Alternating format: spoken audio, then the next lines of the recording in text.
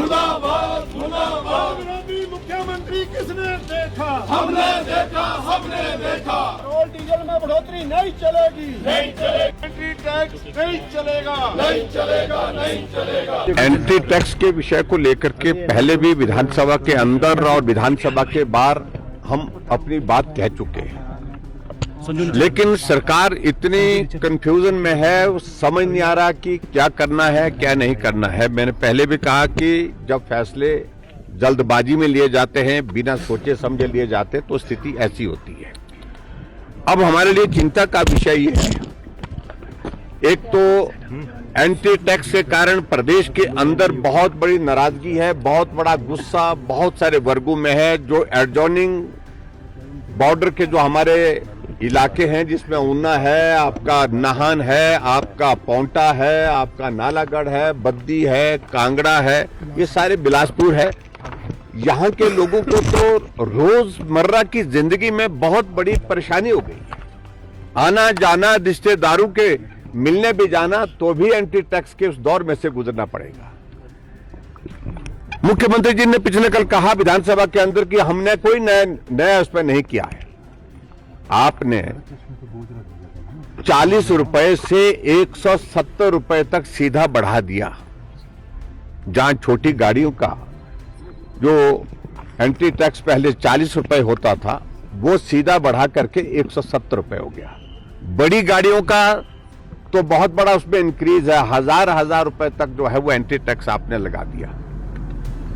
एक बात तो यह है कि जिसके कारण हिमाचल के लोगों के लिए बहुत बड़े परेशानी की एक स्थिति आई है, लेकिन इससे बड़ा कारण और यह बन गया कि हिमाचल के लोग पंजाब में जाते हैं, हरियाणा में जाते हैं। अब पंजाब और हरियाणा वालों ने इसका संज्ञान लेकर के अगर हिमाचल वालों ने अपनी यहाँ की गाड़ियों, उनकी गाड़ियों पर एंट्री टैक्स बढ़ा दिया है, तो हम भी हिमाचल की गाड़ियों पर एंट्री टैक्स जो है लगाएंगे और बढ़ा करके लगाएंगे, ज्यादा लगाएंगे।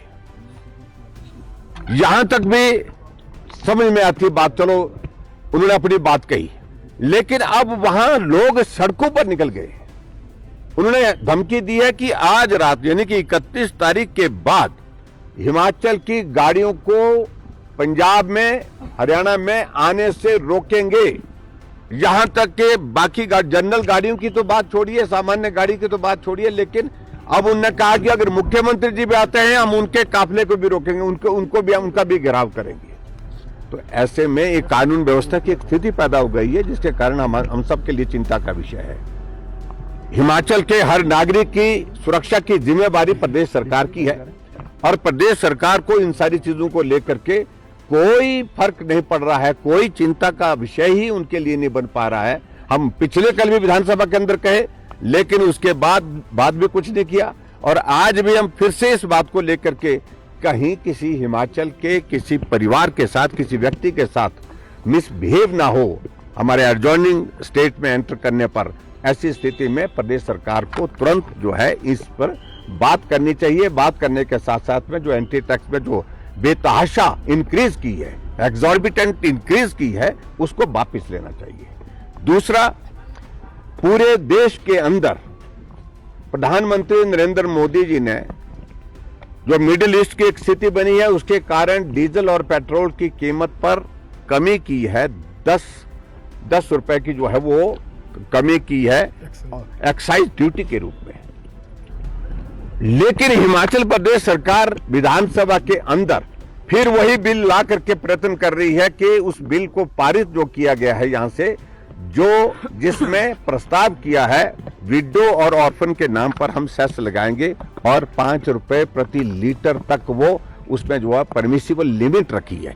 ये मुझे लगता है कि इसको भी विचार करना चाहिए, रोकना चाहिए। पूरे देश भर में जब 10% जो है वो कम किया गया है, और हिमाचल प्रदेश में 5 रुपए प्रति लीटर के हिसाब से डीजल और पेट्रोल पे जो सेस लगाने की तैयारी चल रही है। तो इन दोनों विषयों को लेकर के आज इसलिए हमने सोचा कि विधानसभा के अंदर जाने से पहले अपनी बात कहें मीडिया के समक्ष, ताकि मुख्यमंत्री जी को असर तो बहुत ज्यादा होता नहीं, लेकिन फिर भी हम कोशिश कर रहे हैं। विपक्ष की जिम्मेवारी है हमारी, और जनहित का मुद्दा है, प्रदेश की जनता से जुड़ा हुआ मुद्दा है, और गरीब आदमी से जुड़ा हुआ मुद्दा, इसलिए हमने विधानसभा के बाहर अपना प्रदर्शन करते हुए अपनी बात कही है। सर इस तरीके से देखते हैं क्योंकि आर्थिक बदहाली का रोडना कि एक तो मैं आदरणीय प्रधानमंत्री जी के इस बात की धन्यवाद करता हूं कि केंद्र लगातार हिमाचल प्रदेश को मदद दे रहे हैं।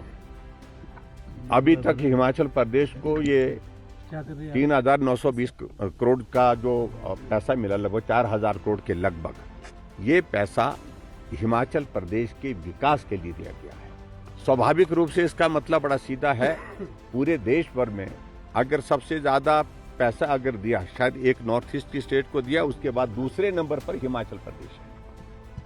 और हिमाचल प्रदेश को इसलिए कि यहाँ डेवलपमेंट को, विकास को गति मिले, विकास की गति को और तेज किया जाए, इस बात के लिए केंद्र सरकार की ओर से यह सहयोग है।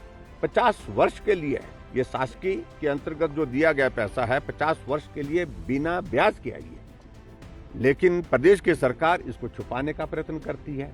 जब छुपा नहीं तो इसके लिए धन्यवाद करने का शब्द उनके पास कभी उपलब्ध नहीं होता है। तो इसलिए मैं यही कहूंगा, मैं प्रधानमंत्री नरेंद्र मोदी जी का आभार व्यक्त करता हूं। और इससे पहले मैं ये भी कहना चाहता हूं, जो स्पेशल असिस्टेंस के तौर पर हिमाचल प्रदेश को इससे पहले भी लगभग 7,500 करोड़ रुपीस मिल चुका है 3.5 साल के कार्यकाल में, वो भी 50 साल के लिए बिना ब्याज के होता है। और मुख्यमंत्री जी ने उसका भी धन्यवाद नहीं किया। इसके बारे में भी धन्यवाद करेंगे कि नहीं करेंगे मुझे मालूम नहीं, लेकिन मैं प्रधानमंत्री जी का हिमाचल प्रदेश की जनता की ओर से हृदय से आभार व्यक्त करता हूं। हिमाचल के विकास के लिए, इंफ्रास्ट्रक्चर को स्ट्रेंथन करने के लिए, मजबूत करने के लिए, विकास की गति को तेज करने के लिए आपने हिमाचल प्रदेश को ऐसे आर्थिक संकट के दौर में जो मदद की है, उसके लिए हिमाचल की ओर से बहुत बहुत आभार, बहुत बहुत धन्यवाद। Thank you.